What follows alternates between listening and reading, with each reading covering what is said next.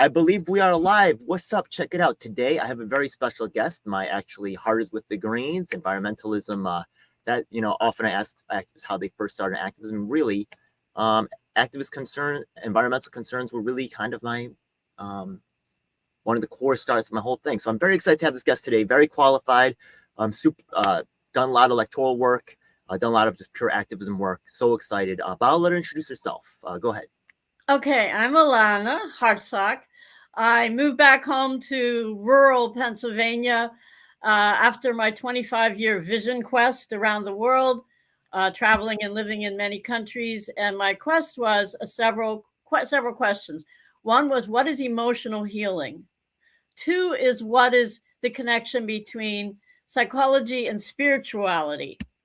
Three was, what is the root cause of poverty and the gross maldistribution of wealth, the wealth inequality problem? And the lastly and very important question was, what are the root causes of war?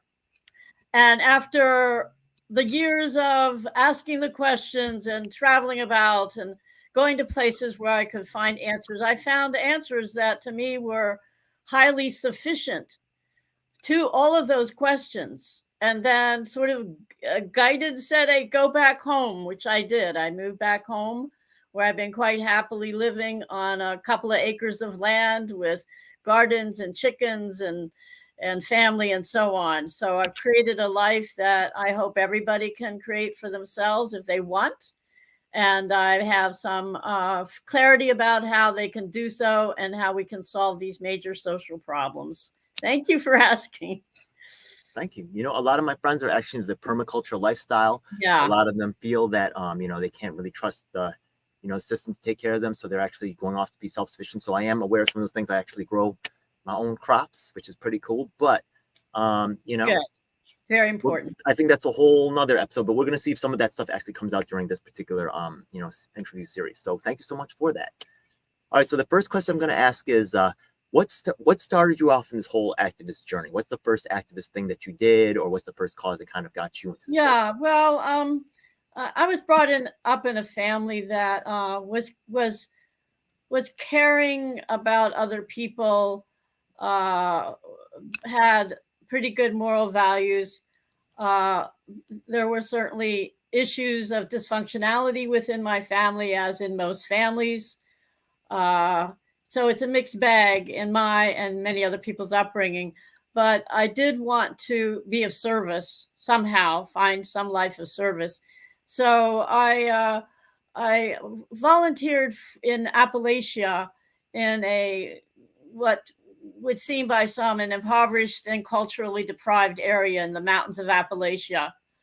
And that was important for me to discover that I didn't really understand what made human happiness, because there were people that were happier there than from the middle to upper middle class background where I came from. So once basic needs are met, there's something else happening in terms of what is happiness. I also volunteered, this will be of interest given the current events with Gaza, at a Palestinian refugee camp at a school in Beirut, Lebanon. So I was volunteer teaching in that school some years ago, and I learned much about the Arab-Israeli conflict there that carries through for me today in terms of a vision for what the problem is. I traveled quite extensively, but at some point I shifted my focus from social worker kind of intention to the questions that I mentioned earlier, because how do you know what to do unless you really understand what the roots of the problems are? One does not really know the best response. And there's that phrase, you can lead a person to, you can give a person a fish, but it's better to teach them the skill of fishing. All right. But what's usually lacking in that is they have to have access to the lake or the ocean. They have to have access to a natural resource in order to get those fish. That's the part that's missing in almost all the human rights proclamations and in so many activist activities, we haven't gotten, in my view, down to the core of the human right to the earth itself. And as we know, very few people actually own and control most of the world's land and resources. And that's what most of the wars and conflicts ultimately are about. So my message is about how we can secure a new form of democracy I call Earth rights democracy, the human right to the earth's land and resources as a birthright, not as something you need to buy, not as something that people speculate with and hoard, but it's reorienting the essential human relationship to the planet itself. So I've come to see that that's a real essential part of making the world work for everyone. I appreciate your depth of experience. You started like trying to answer some deep issues, right? And you maintain that to this day, right? And you had some changes of perspective. So once again, you are very accomplished. I know you started Earth Rights Institute. You ran for Congress several times, once for the Democrats, once with the Greens. I see you. If you look up Alanna Hartzok, you're going to see a list of work. She's actually doing activist work that we're planning to talk about later. So she's still active to this day. Very impressive, by the way. I'm super excited to hear your perspective. Now let's talk about some question that really kind of addresses, because there's in this online activist interview series, people with all different levels of experience, expertise, right? Yeah. Maybe it's one thing, maybe it's two things, maybe you've seen three things, right? We don't want to go too long, right? But we want to really understand to differentiate from the other, activists, just really understand where you're at. What are you most proud of accomplishing? What is the most proud? As a citizen activist, I initiated legislative action in the state of Pennsylvania. And I worked in with my state representatives, and then other organizations and individuals for passage of a tax reform bill. It was only one abstention. Otherwise, it was unanimous. And to get a bill passed with unanimous, except for one abstention, through a state legislature is an accomplishment.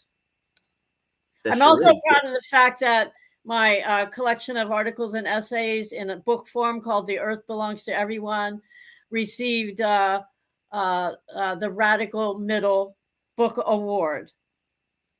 I'm proud of the fact that a number of people who are high-level influencers have given strong praise of my thoughts, my ideas, and my articles. Like one would be Dr. Benjamin Ferencz.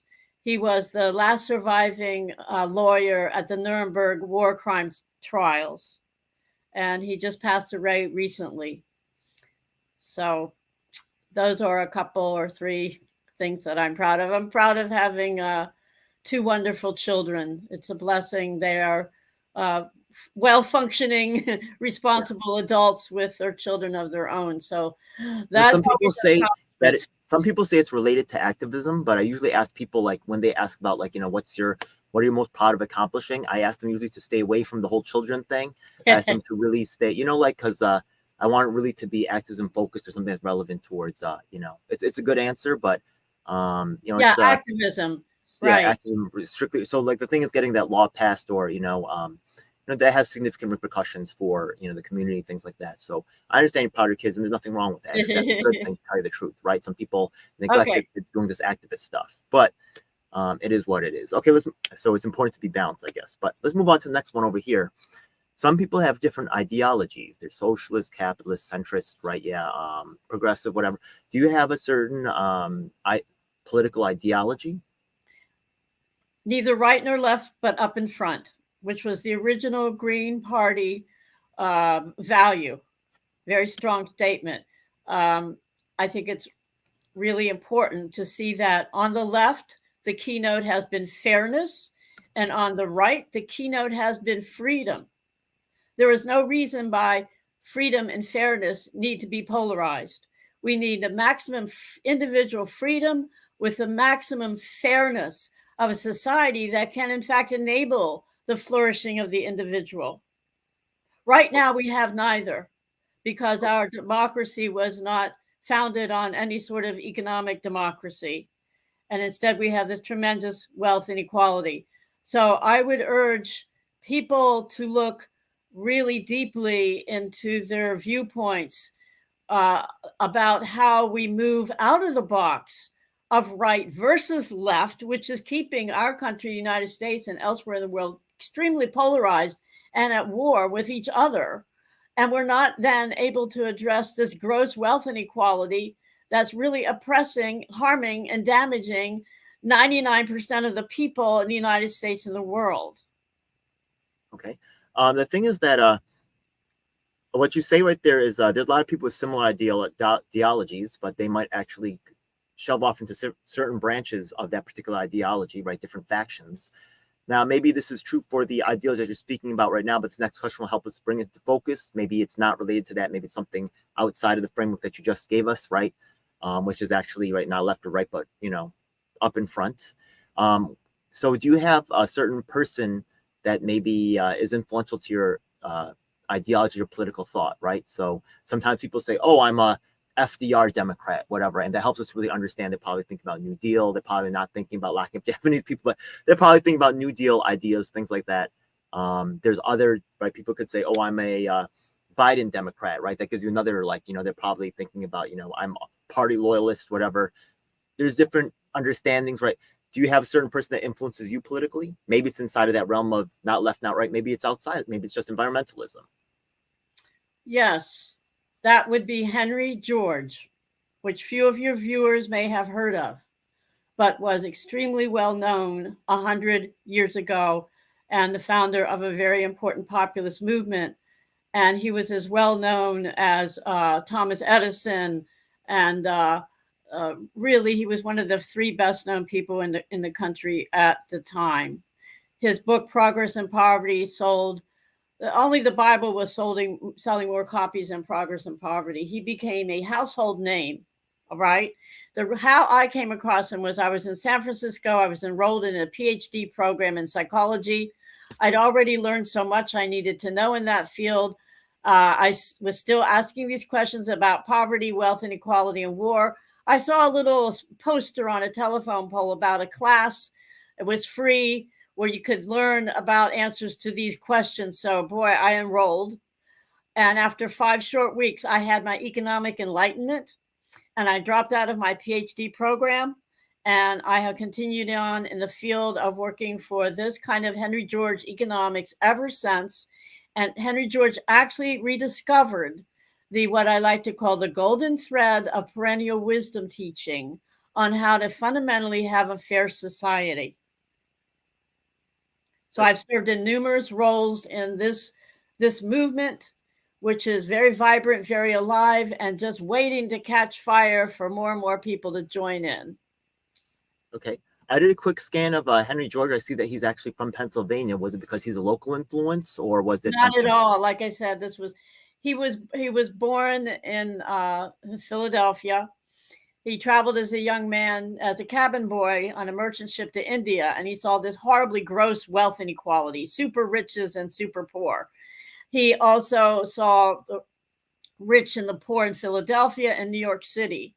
So as a young man, he starts asking these questions, what's causing this problem? And he ends up in San Francisco. He jumps ship. He starts trying to find a way through life in San Francisco, which was just a small town at his time. But he very rapidly began to notice that there was a growing rich-poor gap in that new little town of San Francisco. So then he really wanted to understand why it was. So fast forward, the schools of Henry George School of Social Science were founded, and several branches. And I simply luckily came across the branch in San Francisco. Had nothing to do being born in Pennsylvania. It just was circumstantial that I came across it. But that set me on a new and important life course once I understood those teachings, which have been corrupted by what our economic system is, neoliberal. Now, let me give you a really brief rundown. Henry George simply took what the original classical economics was, which was production and distribution of wealth, land, labor, and capital. That's the producers of wealth. Those are the three main factors. And he gave the pinpoint about how then you can address wealth inequality and have a fair economy. So that's when the movement around his ideas and approach really grew and grew and grew, not just the United States, but in other countries. He became well known. But that's when the elites targeted the ideology of Henry George because it was dangerous. Some said it's more dangerous than Karl Marx. So the actual field of economics, neoliberal economics, is a corruption of field of economics, whereby the term earth, the term land, which means all of the earth's land and resources, all of the gifts of nature, was made a simple subset of the term capital. So therefore, you only have two factors, labor and capital, forever seemingly at war. Labor, capital, you might say right, left, at war. So that was the corruption of economics that carries. I believe that if the true political economics that Henry George brought forward would have been continuing, that we probably would not have had the wars that we've had in the past century. That's a big I'm actually statement. I'm quite interested. I'm going to I rarely do this, but I'm going to take a little aside and jam my own little, extra question in here. Now, the thing is that we see that when you look at the legacy of MLK, he's been reduced to "I have a dream" by the same force, right? Of certain things that they say are problematic for the people in power, and we can see that education, unfortunately, has this kind of academia, which often has ties with the establishment or moneyed interests, right? That allow them to fund their work. Academia can actually have a controversial relationship with people that are struggling, right? They want to work, they want to use them, they want to say they're part of them, but not really. And then you see this chipping away of their legacy and destruction of their legacy. What do you see as the tie between academia and the true revolutionary struggle for equity for people that are poor? Well, academia, if you look at the economics departments, if they mention Henry George at all, it'll be one or two paragraphs about this guy in the last century, the 1800s. It will denigrate him. It will be a misinformation about him. And that is also when you have a society that has so much wealth at the top, it comes to control all the institutions of society. So even academia has become corporatized. I mean, the corporate model has so infiltrated academia that any kind of intellectual academic freedom essentially has been lost. A few voices are allowed to be in there. Noam Chomsky's allowed to say a few things, but Noam Chomsky also does not get to the roots of the problem. He also, as good as he and other intellectuals' academic analysis may be, they're not pointing any direction to solutions that are really innovative. And he's not doing the same thing. He's not really organizing his own stuff. And also, I'm sorry to say, I'm actually an anarcho-syndicalist, I guess, myself to an extent. But the thing is that, right, and it's not all his fault. He's surrounded by an entourage that keeps in a bubble that, because they're making money off his name, and he can't even interact with normal people. And the fact of the matter is that, as much as I'm, maybe he says some right things, but he's being used right now, in the worst ways. So thank you for addressing that. I just had to let that out because it's just so frustrating dealing with, people that bring it. Absolutely. I did not find, I went through a master's degree. I didn't find my truth that I was looking for within academia. I found my truth because I was tenacious with my questions. And my intuition literally led me to the places, the people, and the books and the information that answered my questions. My professors were not answering my questions. Yeah. We're going to have a deep conversation on that, probably. That's a real deep conversation right there. But I really appreciate your understanding on that one. So your ideology, it's good to know. Good to know who really directed that. Now, I'm going to ask about, now that we got to kind of know who you are, I'm going to start asking a little bit more about the activist stuff, right? So what do you think are the most effective things that activists can do? Well, you have to be very clear. You have to be clear of your intentions. In my view, you should be clear that your intentions are to be of service to everybody. Even the bad guys, they're just hurting themselves, they're just ignorant. So we don't need to lead with anger so much. I mean, a righteous anger, I think, helps us motivate, but we don't need to keep that angry tinge going all the time. So I think as as an inner approach. It's to assert ourselves in a skillful and a benevolent manner, and a strong. We need to be strong and skillful and good in how we assert our energy field. We're talking about our individual way of being. Then, in the clarity of what we're doing, I mean, you might care about organic food, and you might want to shift the society to organic food. Well, that would be a good step to get into your local gardening group and start shifting them towards organic. I mean, there's so many ways to be activists, but there are the small steps you gain by taking on certain issues. But then, if you keep going down, what's causing this problem? What's causing the chemicals in the agriculture? And then you get into agribusiness, and then you say, well, how is it that we have these big agribusinesses that are taking all this profit? How come it's so hard for small farms to thrive? How comes it's so hard to have regenerative agriculture? So with those questions as an activist, because you're out there and you're looking at the problems, you're trying to put in solutions, you please go deeper and deeper into a causal level. Keep asking the questions. And I believe, as many of us have had this journey, that when you get down to it, you see there's something very wrong in how we have, without consciousness right now, but we need to bring it to consciousness. We do not have the human relationship to the earth based on truth. And I believe there is truth. Okay. I believe there is big T truth, and we're all striving at big T truth. And if we're off the mark at truth, if we're off the mark, we experience individual pain and suffering often. If we're on the mark, we begin to experience more of a clarity and an inner peace and a right relationship with the earth and with other people. Now, I hope I've made the journey clear, or should I go on? Well, actually, I do actually, I have mixed feelings about that, right? Some of the things that you're saying, and it's a complex field. I'll bring up an example right now to try to really help clear things up. So let's say, for example, right, and that you're quite experienced with, I was actually watching a video earlier of you talking about the Green New Deal, right? Being a former Green, the AOC kind of to a certain extent co-opted the name Green New Deal from the Green Party and kind of like, made her own adaptations with it. Now, let me tell you about something right now that's going on in public housing, which I'm actually quite horrified by. I'm actually, I do feel like climate change is a thing. I do, like, as I've grown older, I'm 40, like almost 50 years old now. And I've seen actually, the wintertime, right? The snow doesn't fall at the same time of the year. And it just, I can feel like it's warmer. I can feel the summer is just not as the winters are just not as harsh anymore. Now, the thing is that in public housing now, the thing is that there's people who are like getting sick off of mold, environmental disasters, right? Yeah, people are getting lead poisoning. There's other problems with that I could tell you in a moment, but there's mold actually right from them not taking care of, vents and things like that. And this mold is causing asthma problems within some of the people inside of public housing.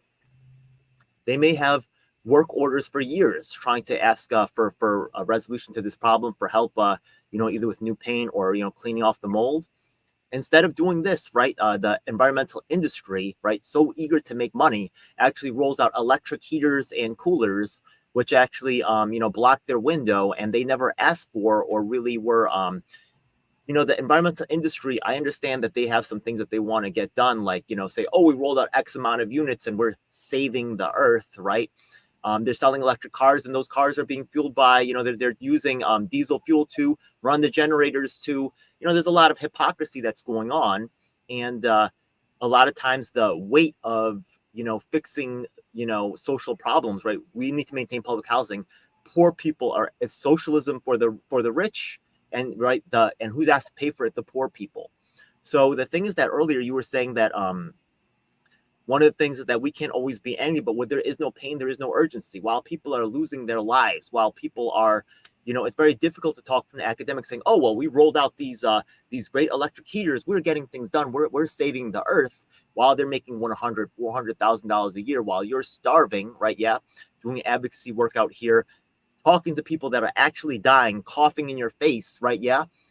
So where do you really, the academics, right? I would think the academics they're used to catering to the rich, and their mannerisms and their lack of their disregard, their ability to take one community, right? Yeah, and disregard their suffering and their pain, right? Yeah, if they were suffering, if they were in pain, it would be a whole different story. But because it's that group over there, whether it's racial or whether it's social, economic class or whatever, right? Yeah, that group over there, yeah, we understand they got problems, but what's really important is my priority. So how do you a lot of times intellectuals, they're given, right, because they know because they have this deference that's given them because they're intellectuals, they end up siding with the establishment. So I understand where you're saying you got to be polite or you got to be No, like, I'm not you got to saying hold it that. back, but the I'm not outrage saying is you just need to there. be polite. I'm not. Okay. I'm saying you need to you can have controlled rage, okay? You can have, and there's a lot to be angry about. Anger is a strong motivator. It's a big energy. All I'm saying is that use the anger with skill and with consciousness. Use the anger even with good intentions, but certainly use the anger. There's a role of the righteous prophet. That's very important. They say that the role of the prophet is to be angry and preach what's wrong, yell it out. Yeah. But then there's the role of the priest. The role of the priest or the conscious is to point to the new direction. We need both. Right now, we're hearing a lot of people screaming about what's wrong, but we hear very few pointing a direction to what we really need to do that's really practical and doable and clear. So those two roles. So that's what I mean by harnessing and channeling anger in a way that produces a good intention and a good result for humanity, ourselves and other people. Right now, as you said, the profit motive is everywhere. It's part and parcel of the gross wealth inequality. Everybody is trying to make a buck off of everybody else. So it's a prey predator system. How do we get to a prey predator system? I'm going to go back to this relationship to the earth. We've been treating the earth as a market commodity for buying, selling, hoarding, speculating, and how we hold the earth, literally. How we hold the earth is how we hold each other. If we treat Mother Earth in such a manner, then we come to treat each other in such a negative manner. And that is equating to this excessive greed manifesting in the profit system, back to where you're talking about public housing. So public housing, bringing in something that somebody's going to make money off of. You mentioned heaters and things, electric heaters and coolers, when the problem is mold and the need to eradicate and eliminate the mold. That is a service. That's a service providing product, mold elimination. It can be a big job. I know. I've had the problem in my own house. My house is not a social housing.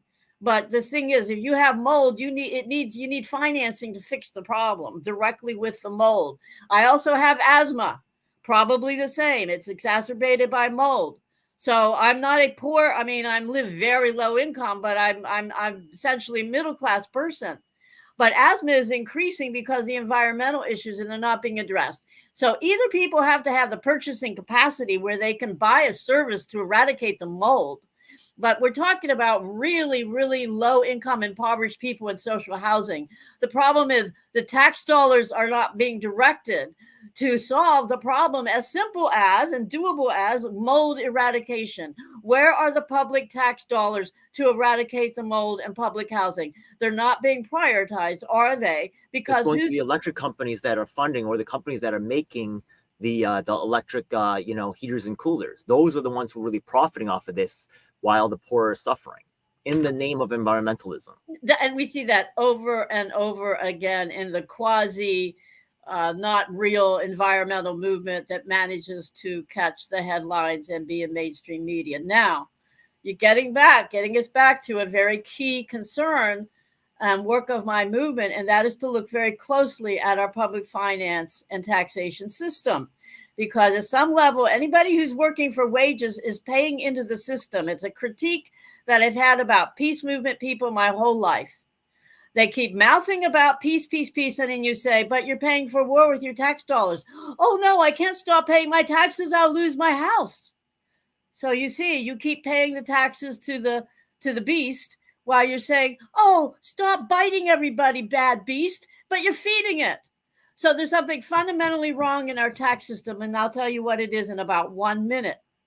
We are taxing working people, wage taxes. We are taxing production, productive capital. A small business owner is working and has some kind of capital. So we don't need to, if you're gardening, you have access to Mother Earth somehow. That's primary. And you have tools. You're a capitalist and a laborer. Your tools are your your rake, and your shovel. Whatever it takes. Those capital is just simply wealth used to build more wealth. But in the obfuscation of the understanding of economics, that's not clear. So the best the peace movement as a whole can give us is to say, oh, please, federal government, stop funding the wars. Please put it into human needs. It ain't gonna happen. The federal government is such a lost cause. We need to strongly decentralize. That means don't send tax dollars into the federal government. But even when we look at the local economy, we can see in most every place that a few big landowners own most of the land. In our Baltimore project, in the poorest neighborhoods, 2/3 are renters, and their rent money is going to the people living in the wealthy areas. I call that internal colonialism. It's an extraction of an unearned income, which is the land rent. That's a key to understanding the third way economics. And more than ever nowadays, it's the academics, it's the schools, it's the universities that are buying up these the poorest lands and reconverting them tax-free. Well, then you've got universities that pay what? In many cases, no taxes. They're charitable. I mean, they're 501c3, education. Same with religious institutions, no taxes. So you have that incentive for them to buy land, and they have big money, those donors like Johns Hopkins in Baltimore. Around every big major academic, they're buying up the land. And it's a form of enclosure that we've been experiencing for 500 years at least, where then the poor people get thrown off of their land. John Mohawk, now here was an enlightened academic. He was both a Mohawk native leader, but he was also an academic at the University State of New York at Buffalo. He said the problem began in the Western world 500 years ago. He was not necessarily talking about Columbus. He was talking about the enclosures. And that's when the common people on the land, living sustainably throughout England and then throughout Northern Europe, were pushed off their land by the growing power of the land barons when they realized they didn't want these common people on their land anymore. So they closed them off. They totally privatized all that land, and the people were thrown into hunger, poverty, fleeing to the cities, trying to find some way to manufacture and make something that they can sell to wealthy people that had some cash to buy things. And then out of that, the only way you could get land was to buy it or rent it. It was no longer your birthright that you had access to land by birth. And that's the traditional indigenous wisdom. I mean, you look at Africa, Native Americans, they didn't even understand the concept of private land ownership. They would say, oh, here, you want a place to put your house. Here, you put your house. So the settler puts their house there, and then they put a fence all around it and say, now this is my land. And the Indians say, no, well, we just giving you a place for your house. We're not taking, we didn't give you all this land. And then the settlers call them Indian givers. Indian, you give something, you take it back. Well, they never gave it and the same thing happened in the shrewder Arabs in Palestine when the Bedouins and the Palestinian common people were living without land titles. And the Zionists wanted to come in, and they wanted to purchase land for Israel, for settlers. And the shrewd Arabs understood the Western private title system and made up titles and said, here's the title, I own the land. And so the Zionists could buy the land. The Zionists go to the Palestinians and say, here's the piece of paper, we bought the land, now you get off. Yeah. That's just over and over again. So back to this very profoundly clear indigenous understanding that the earth is a gift. We don't know what we call it. Do we call it creator? Do we call it nature? Do we call it God? But we sure know that human beings didn't make the earth. Somehow we sprung out of the earth. We came out of the earth. Our bodies have all the earth elements, even little traces of gold All the minerals are in the human body. We are walking, talking bits of Mother Earth, I each one appreciate of that. us. Yeah, that's absolutely true. Yeah, that was actually very influential in my own activism. Probably rewording what you said. Indigenous activists told this to me, right? God put this earth right here, right? Who are you to say, right? This is my land, not your land, right? Yeah, you didn't put that earth there.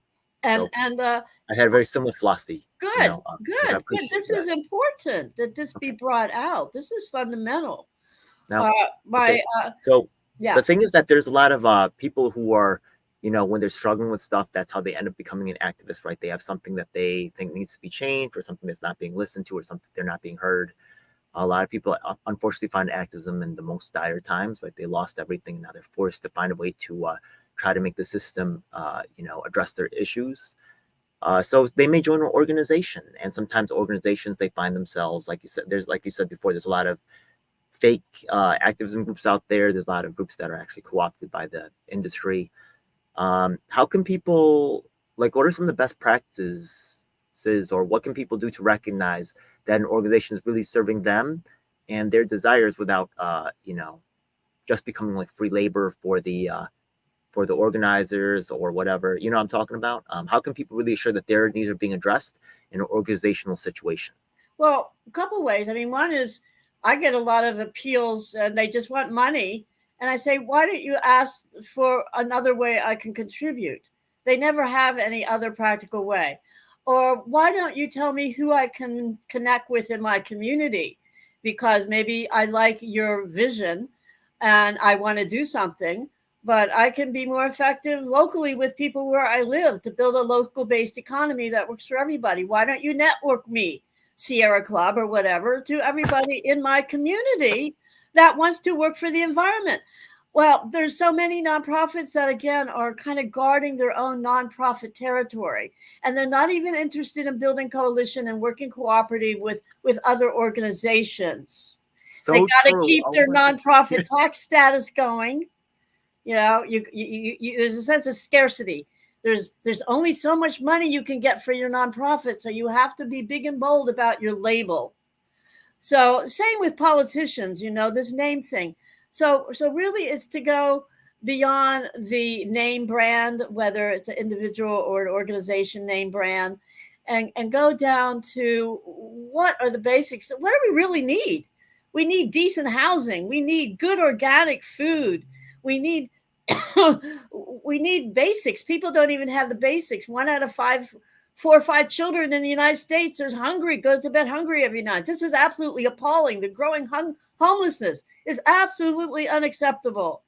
When you have Bill Gates with 2 million acres of land, Ted Turner as well. Bill Gates has scarfed up more than everybody else's, the farmland in the country. What's he going to do with it? So the thing is, we got to tax those that are the land hoarders, those who are sucking up the land value that's created by the whole community. We got to heavily shift movements to shift these taxes off of labor and production on into the unearned income. Now, here's the cool thing, to go beyond right and left and take a little academic history out of the box. Karl Marx called this the surplus value. And Adam Smith called this the unearned income. There's something that's a product of labor and capital that goes beyond the rewards of labor and capital, and that is the value that accrues to the earth's land and resources. Thomas Paine, significantly beyond Henry George, but like I said, this is a perennial wisdom teaching. Thomas Paine said, every landholder owes to the community a ground rent for the land that he holds. That's a type of property where it's not exclusive. You don't have the exclusive rights to profit. You have simply exclusive use rights. And if you have taken more than you can use, you're going to pay a lot more to the community. And your incentive is going to be to start selling off some of the land you're not using so other people can get access. So there's the tax reform. The tax shift is pivotal here. Taxation is the ability to create or destroy. Now, if you go communist socialist, you don't even think about taxes because it's command control, centralized economic control. if you take maybe not what Marx had originally in mind, but if you take how it's evolved, it does not trust anything like the markets. There's no room for the market, little or no room. The small farmers under Lenin Stalinists were put to shame, and their land was taken to collectivize the land. So I don't think we want to go too far left. But the right would have everything, exclusive private property is all we need, and Rand type of thing.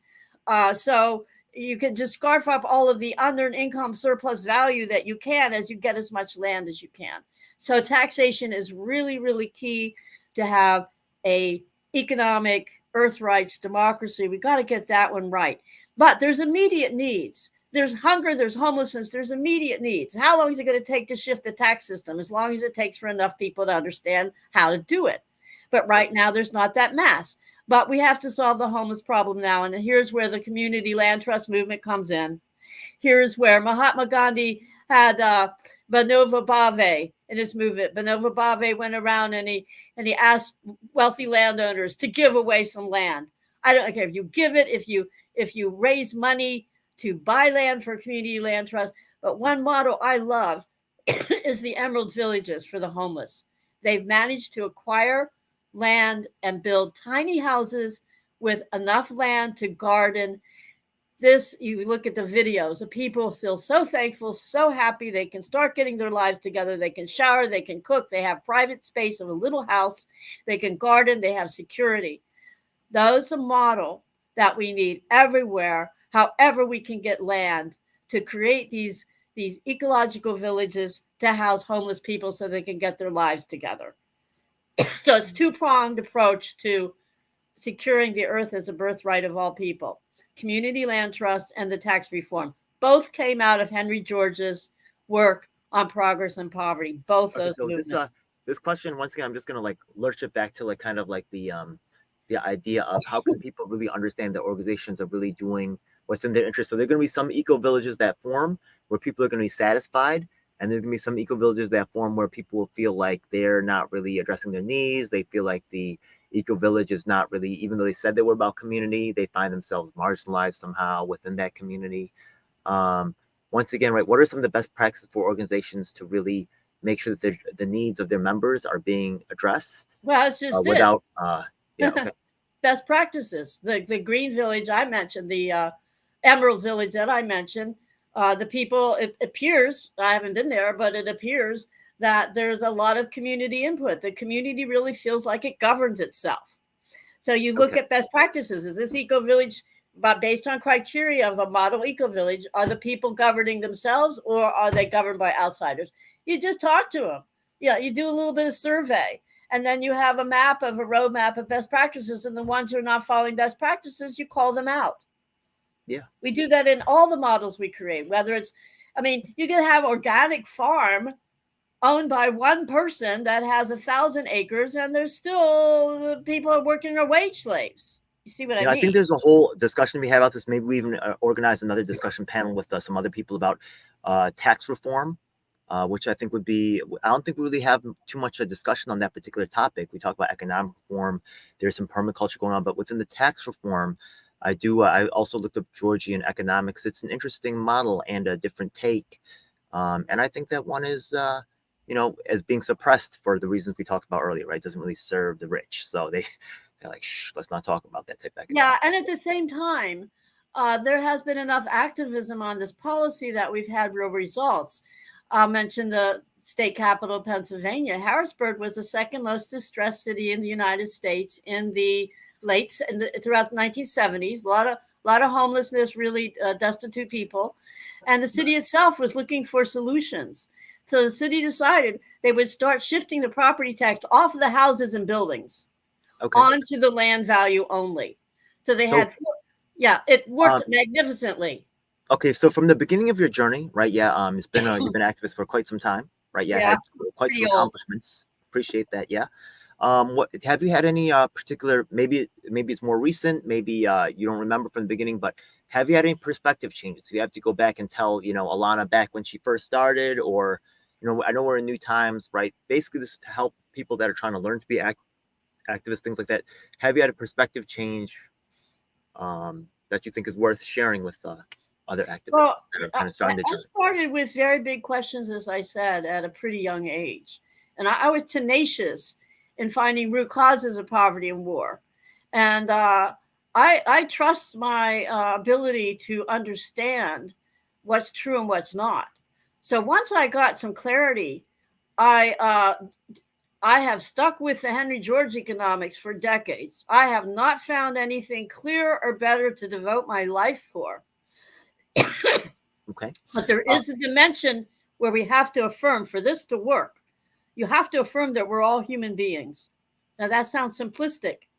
But if you call the other guys, if you otherize another people and call them human animals or whatever kind of name the other gets called, that you can then legitimately take their land and war upon them, it's going to be hard to find a solution. There's going to be a lot of good people have to force the bad guys to back down. So the emphasis that we're all human beings sounds simplistic, but it's really key and it's really important. Start with our own human basic needs and be selfish to the point where I'm not going to get my basic needs met if you don't get your basic needs met. Because in an unfair society, it's going to wreck us all. Right? I understand that. Yeah. Okay. Enlightened self-interest is a basis for policies that are going to work for everybody. We can't wait till everybody loves everybody, kind of this new age, just love everybody, just go home and meditate. Well, I stand with like Carol, like writings about how this whole spiritual enlightenment movement has not gotten a basis in economic justice. You're damn right. Actually, Martin Luther King talked about that so much. That's definitely something they try to suppress. This is a huge issue. This is actually a core tenet of my own activism.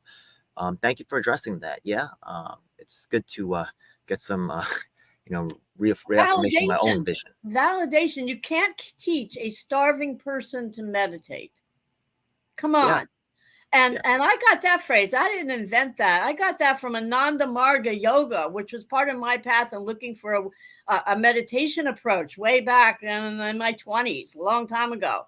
So I'm shopping around, and Ananda Marga Yoga had something called PROUT, Progressive Utilization Theory. It meant that progress is mental and spiritual, but it has to be based on a fair utilization of the earth, land, and resources. So, wow, to find a meditation and yoga path that talked about political economics, they were being persecuted in India from both the communist and the capitalist side. But they are a strong and vibrant movement. And so I really got what the PROUT economics is all about. But PROUT says the policies are specific to time, place, and person. So I'm thinking, well, what exactly do we do? I mean, they're strong on cooperatives. That's their keynote, the PROUT people, the Ananda Marga. But I searched a little deeper into structures when I came across the Henry George economics, hence my expertise in the taxation issue. Then there's another whole issue, which I don't address, but I see is, I don't address much, but I think it's important, which is the money system. The money and the banking system cannot be used as a mechanism of profiteering. Money and banking should be as a utility, a public utility.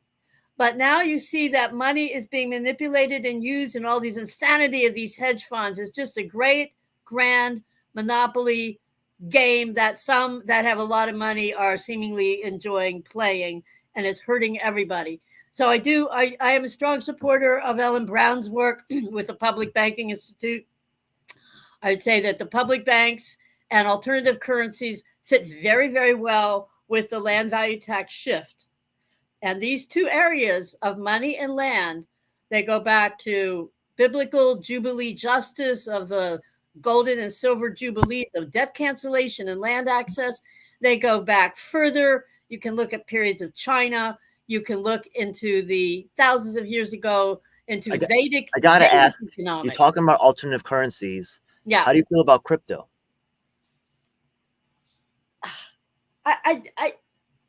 It has yet to have a profound appeal to me.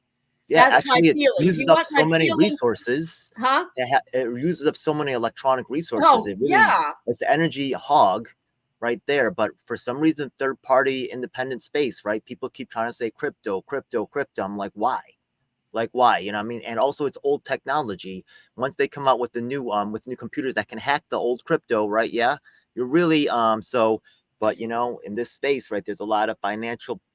You know, I'm not saying all crypto has to be bad, but really, once again, I'd be really like scratching my head that people keep saying it uses up so many resources. This is stupid. Exactly. Well, Yeah, exactly this is not so. really. Yeah, this is not sustainable. Yeah, No, no, no. yeah. Well, Even if nobody's doing anything, just to exactly. keep that record alive requires resources, right? Even if no one's doing any transactions, Well, it's not good. money is a basic is formed by trust. That if I give you this piece of paper, then you're going to be able to use that piece of paper to get something else. It's just a So when more you say alternate money, what do you mean, like barter, or like what alternative money is method? just a facilitator of trade. That's all it Yeah, should that's true. be.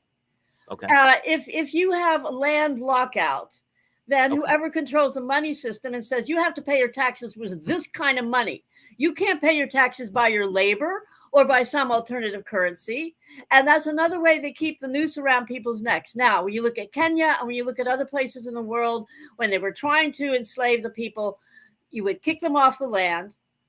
And then you would say, oh, you have to pay a hut tax, a tax on your little hut. And you have to pay that in British currency. Oh, so now I have to work for British currency to pay the tax that you're forcing me to pay, or else I have nothing at all and I die. So the Exactly. It's a land and horrible money game. Yeah, it's systems just not are cool. very Exactly. connected. We could have a lot more freedom in all kinds of alternative currencies. I think Tom Greco is a friend of mine. He's done one of the best works on alternative currency. Get into Tom Greco. Maybe interview Tom sometime. He's been working at this for a long time. Local alternative currency. What makes an alternative a currency real is your ability to use it to pay a tax. So if I have to pay a property tax, which is I'm working for a new form of property taxes, it's a land value only. And that's the local tax. That's been the basis for your local tax dollars. And so my government says, oh, well, yeah, there's 3 different kinds of alternative currencies that are viable in our community. You can pay your land value tax in any of these currencies because we can then use those currencies to create the local public infrastructure that we need. Or you don't have any money at all of any kind that you can do something. You can go to nursing homes and bring some joy and play some music to people in nursing homes. I mean, most everybody has something they can contribute of value. So you enable people to pay their taxes through some labor that they can. And if you're so handicapped or disabled or for whatever reason, God bless you, that you need somebody else to feed and shelter you, then let that be the charity that works for everybody. Let everybody in the neighborhood say, others of us will put in some hours, time dollar hours, to pay for your land value tax. Or you say you don't have to pay any taxes until you pass or sell your property. There are so many ways to make this fair for everybody and to solve the land problem and at the same time, the money problem at the same time, build the local economic and culture and communities that we want that's going to get our basic needs. Our basic needs are food, shelter, clothing, education, and healthcare. What local community and region cannot provision food, shelter, clothing, education, and healthcare? And without the 40 to 50 and more hours of working in wage slavery just to try to pay the rent and mortgage, that's where we're trapped. We're just trapped by this money system and the land problem. And we know how to get out of it by having a fair land and money solutions with a proper tax system as a mediator for equity and fairness. To me, it's very I wish I simple. could trust the healthcare system, but I don't, right? But I understand what you're saying, right? Healthcare is ideal, but unfortunately, Well, I like don't all our trust big institutions, they've pharma been at all. I compromised. have a PowerPoint called The Corruption of Economics and Medicine. I know the story of the corruption of big pharma. Rockefeller corrupted both medicine and the field of economics. And again, we're back to these few big guys, And Rockefeller, he cornered the market on oil in Western Pennsylvania. He paid off the railroad so that he could get his oil transported at a lower rate. And then the other oil operators in Western Pennsylvania lost out.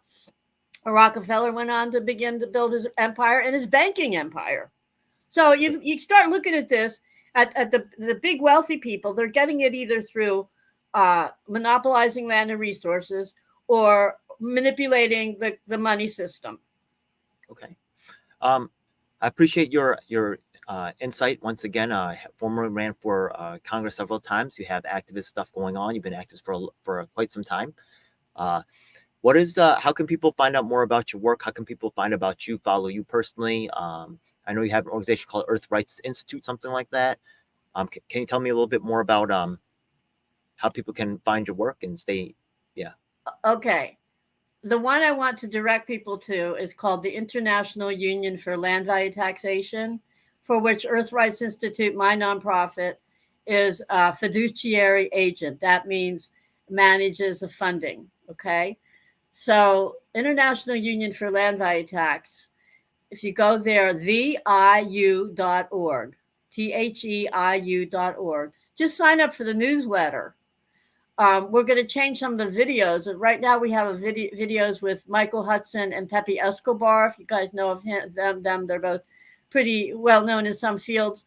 But we're going to put on the PowerPoints videos that show the land value maps, that show the internal colonialism in Baltimore and other places, shows how the land rents are focused in the city of London and in London, England, and how the north of London is the poor area.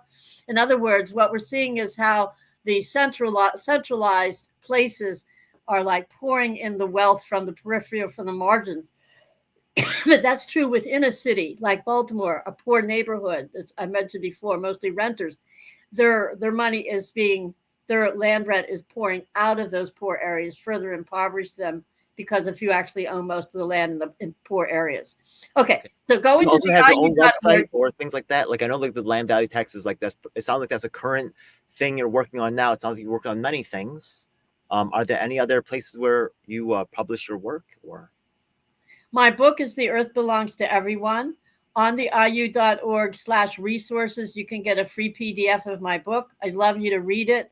Get back to me. I mean, I'm interacting on several e-groups. K-PASA is one that I formed.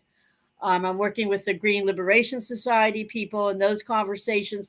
But directly for the land value tax implementation is the iu.org. But we're bringing forth the phrase Earth Rights this year, acknowledging that the original Earth Day was on the March equinox. The founder, John McConnell, very much with the economics of peace, based on Henry George economics. So we're bringing that out with people organizing small events or programs, a full day like we're doing in New York. We really would like people to register for doing some little event or big event. And we have people from all continents doing these events now. maybe some people who don't know what an equinox is. Okay, I do know what an equinox is, but just for the people who don't know what an equinox is, right? Yeah, what is equinox again? The equinoxes in twice during the year is when there's an absolute balance of the number of daytime and nighttime hours between the global north and the global south. So symbolically, it's always been a holiday that's been revered throughout thousands of years. Wait, I thought the equinox was the shortest day of the year and the longest day of the year. That's the solstice. I thought I knew I was wrong. Oh, whoops. Okay, my bad. Thanks. Now I know. Equal. Okay. And solstice is the sun. The longest time of the solstice, the longest day is the summer solstice. The shortest day. You're right. Thanks okay, there. My mistake. But those are 4 points of natural Earth holidays, if you will. Those are the 4 very kind of sacred or important points. The equinox is the total balance of day and night. So it stands for balance and harmony. That's why John McConnell chose the March equinox for the Earth Day, which was later co-opted. That became, the April 22nd. That was environmentalists and academics doing an environmental teach-in. And they heard John McConnell speaking about Earth Day, and they thought this is a great phrase. That's how they put April 22nd. But you know what? It's about planting trees. It's not about the right to a spot of earth that you can stand on.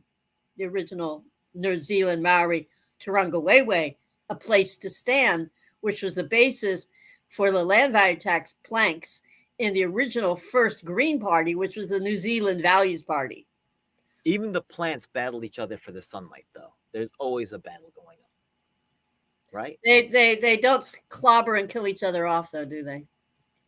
Sometimes in But you can also see that is a kind of a yin yang to find a certain equilibrium. And so say you got a spot where a whole lot of dandelions are coming up. You think, oh my God, I got rid of these dandelions. The dandelions are actually adding something and balancing the soil. And once that soil balance job is done, you don't have so many dandelions. Yeah, there's a that you're right. Yeah, over time there's a Nature has this balancing act. Yeah. Nature has a balancing act. And you say, oh, but animals kill to eat. Well, they kill to eat. They don't kill for fun and profit. Right? So nature has a balance. Earlier you mentioned the different groups, right? The land taxation event, right? Yeah, you also talked about it being kind of sponsored by the Earth Rights Initiative. What are Earth Rights? Okay, it's two meanings. John McConnell talked about it, but it spontaneously came to be in about 1998. I was walking down the street. That's how I came to form Earth Rights Institute. Two meanings. The one that we usually think of, environmental, is the rights to, the rights of the earth to be taken care of and stewarded. But the other meaning is the rights of the human being to the earth itself by birthright, as a proper way of having the person-planet relationship established based on honoring everybody's right to be here, everybody's equal right as a birthright to the earth's land and resources. So those are the two meanings of earth rights. We're bringing forth, especially the rights to the earth, for this March 19th events for the Equinox Earth Day that we're pulling together. That I'm really, really welcoming people to do that. Now I gave you the website. I get so many emails. I'd almost rather prefer to give my phone number at this point and just welcome people to call me. So I can do either one. Should I leave one? Go ahead. So here's my phone number. I'm in Pennsylvania. Call me anytime, 9 to 9 at 717-357-7617. You can put it in the show quality connection right there. Go ahead. Yeah, put it in the show notes. I'll have a chat with anybody who calls, and we'll figure out where you are and how to plug you in and what you can do that could be of value.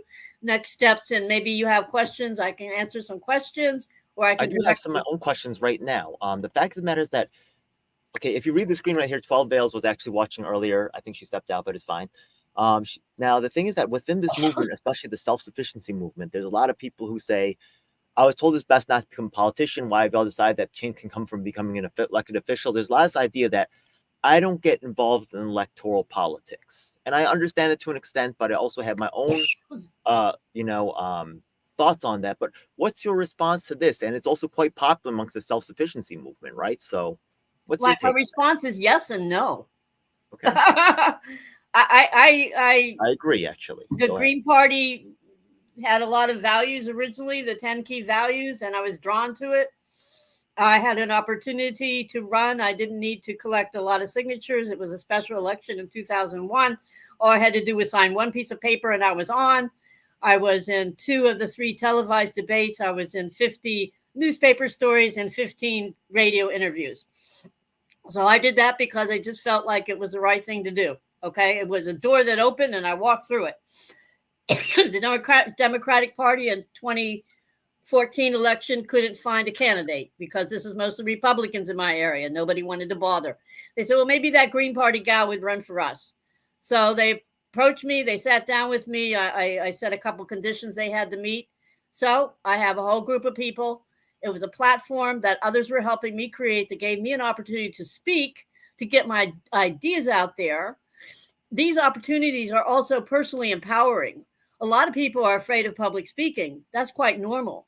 But if you get used to it, anybody can. And if you know that you're not going to be afraid to speak your truth, you're speaking from your heart, you can get quite confident at public speaking, which I did, especially after a debate of 90 minutes under televised live cameras where I didn't know what questions I was going to be asked.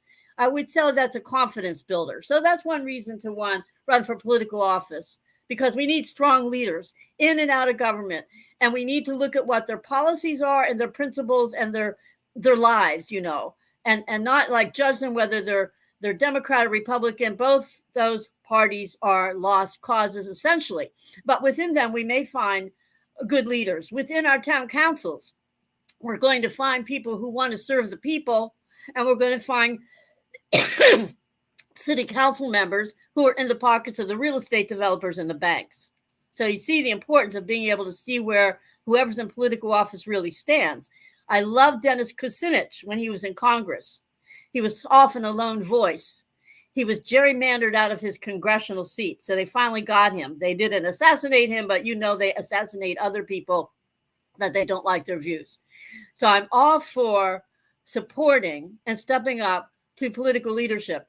But you have to be very cautious, of course, not to be sold out.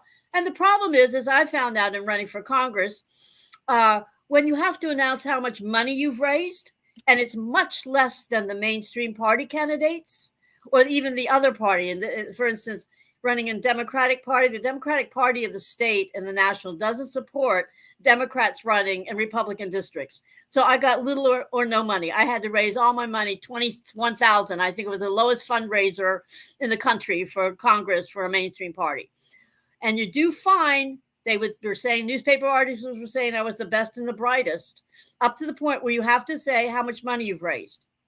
So you run against somebody with $250,000, $150,000, and you have $21,000. Suddenly they think this is not a viable candidate, based simply on the money you've raised. That is the reason for despair around the whole political system. But first and foremost, we got to decentralize. We got to stop hoping and praying or especially sending our tax dollars to this money funnel of Washington, D.C. We absolutely must stand on the local territory, local power, local control, and make our localities and regions work. So anybody that wants to work in that direction, I really want to link with you and connect you with other people in their localities who have some clarity about what needs to be done. I think that's. Now I'm gonna, I do have my own opinions on that I think are quite powerful, but go ahead. I'm gonna leave that on the side. We'll say that for my own interview, I guess. Yeah, but back to you. The thing is that with your unique expertise, I know you have the Earth Rights Initiative. You've been working in environmentalism for a long time. What's your take on the Green New Deal as proposed by Alexandria Ocasio-Cortez? Where does it come up? Is there good, and where does it come up short? What are your visions of it? Whether it's Green New Deal or the Sustainable Development Goals or all these good ideas, I'm always looking at who's going to pay for it.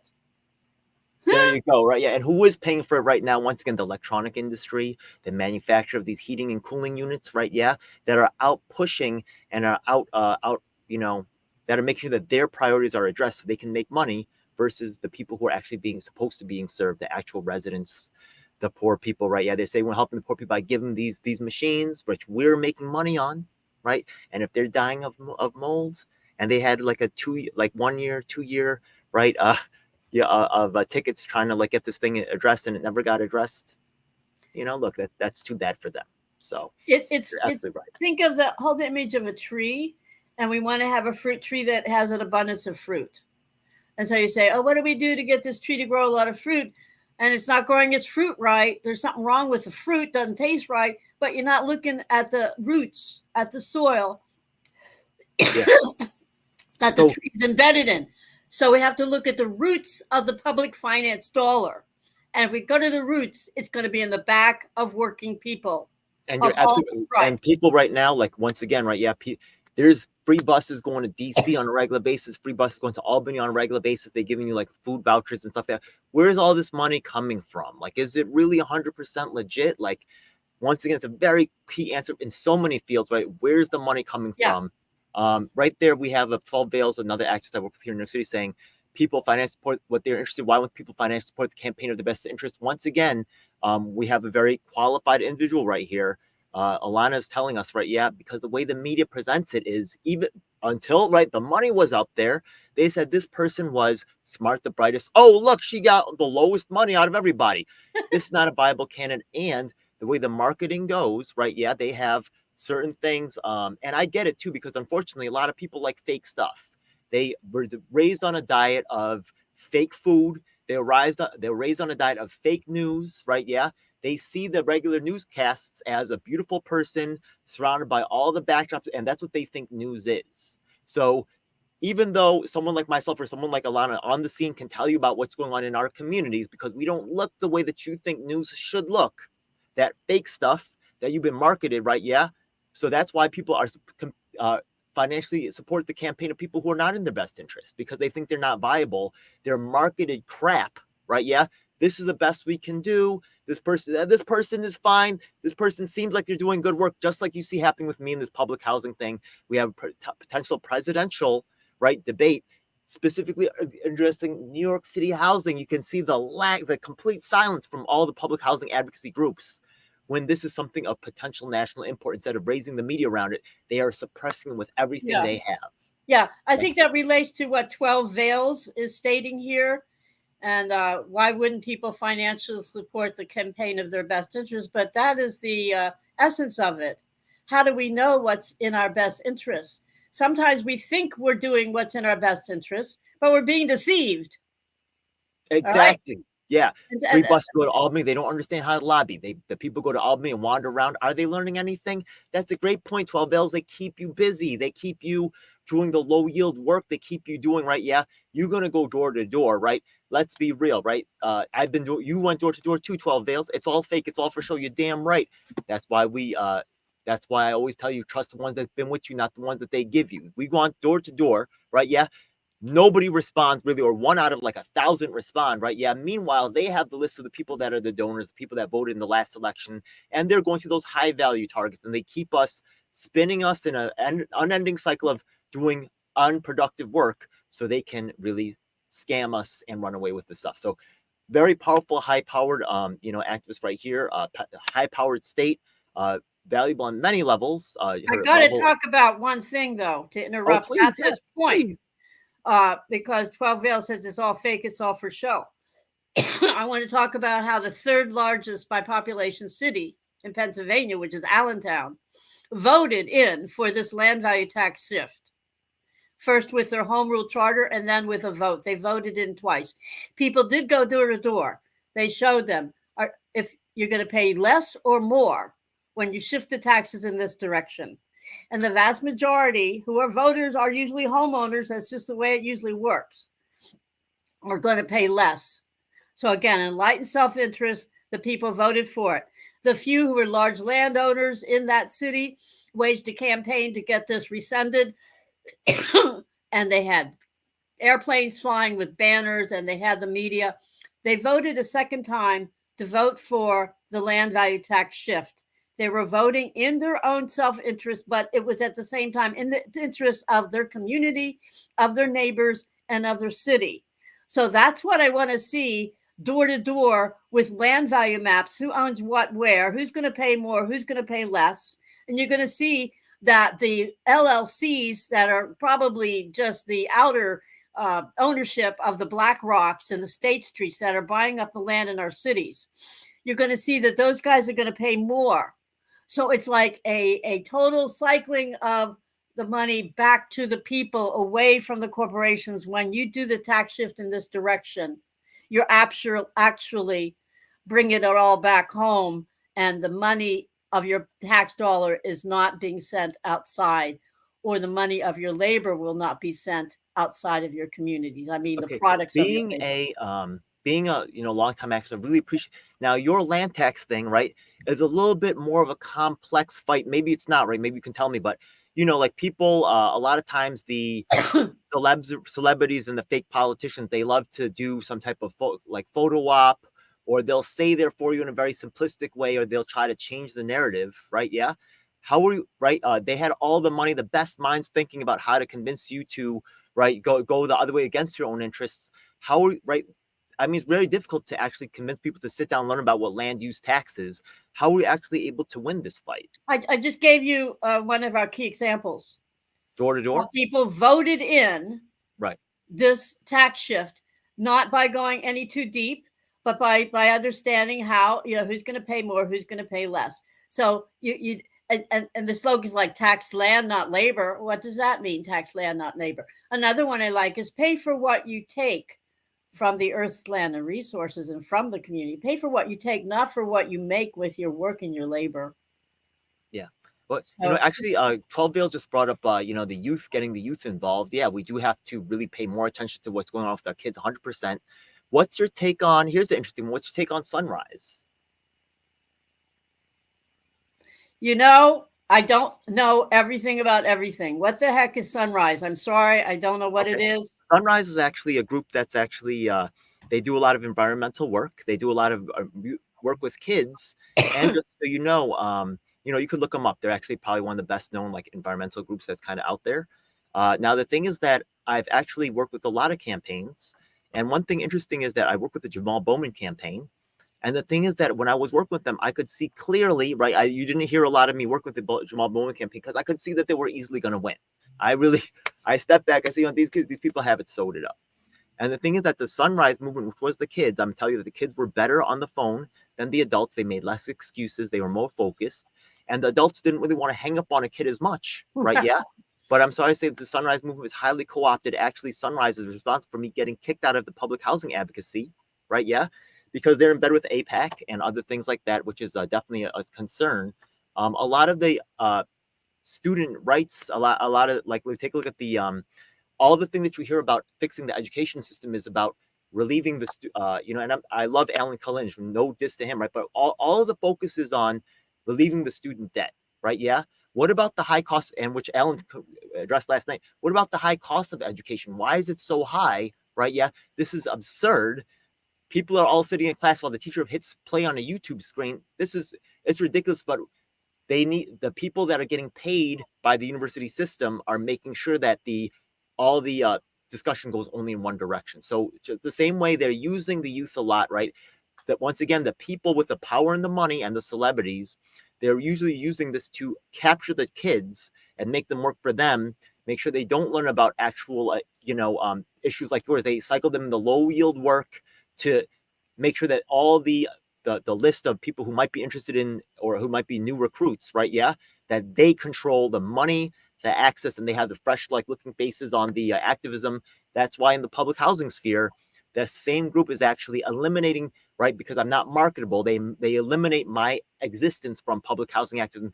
You would think maybe a unique time for Asian Americans to be involved with the fight, or like the wrongful convictions, things like, as you know about, I guess, in the Claudine Gay issue, being the only Asian American out there with Al Sharpton even giving me props. The media does not cover any of this. There's a narrative that's being spun by the millionaires out there and by the gatekeepers in the community. And the only thing we can really do is, once again, you can't trust anybody in this game, really, but start making your direct connections like I am today with Alanna, and then you can trust them to act consistently with the way they acted before, right? We won't have the same priorities positions, but I'm very excited to meet her once again. She's very accomplished. So where's the youth component? That's a good question. Yeah, and hopefully we do get we the youth can't move involved. forward with the youth. Somebody said. I mean, it's too easy to have child exploitation in this society, one way or the other. We don't try to co-opt youth into our movement. Young people are finding our movement because they're trying to find answers. By young people, what do you mean by youth or young people? I mean, people who are young adults are working with us. But in terms of really young people, that's child exploitation to try to get them to do your political lobbying on any front, I would say. I mean, don't they have better things to do? Children should be, well, I won't go on to that. The low yield work is what exactly? What is that? I could tell you that, right? The thing is that what we've done here is in New York City, actually we're trying to duplicate this across the nation. We've actually released the voter data to the public. So the thing is that you could do a rally, and let's be real, right? Maybe 2%, maybe 3% of those people actually vote, right? Yeah. They send you door to door handing out pamphlets with this organization name on it, right? Talking to people about the great work that the organization is doing. That's low yield work because your conversion rate will be maybe 1%, 2%. What these organizations will never give you is the list of people that are already members. I think we've talked about this 12 bills, right? Yeah. So you can talk to them and tell them about maybe get them to help you out with your particular project, or the people who the donors are. They'll protect all that information and never share this with you.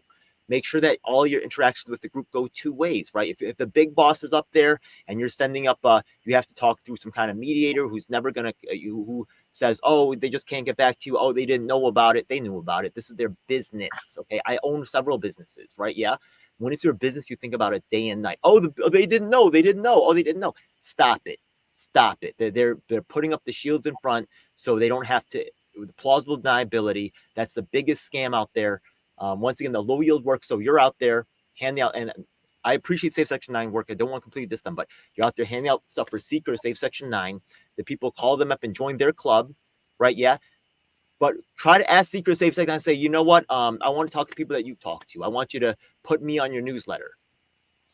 And then see like that will never, ever, ever happen. And you're like, I thought you were an ally. I put you on my newsletter. Why can't it go both ways? Yeah. I know what you mean.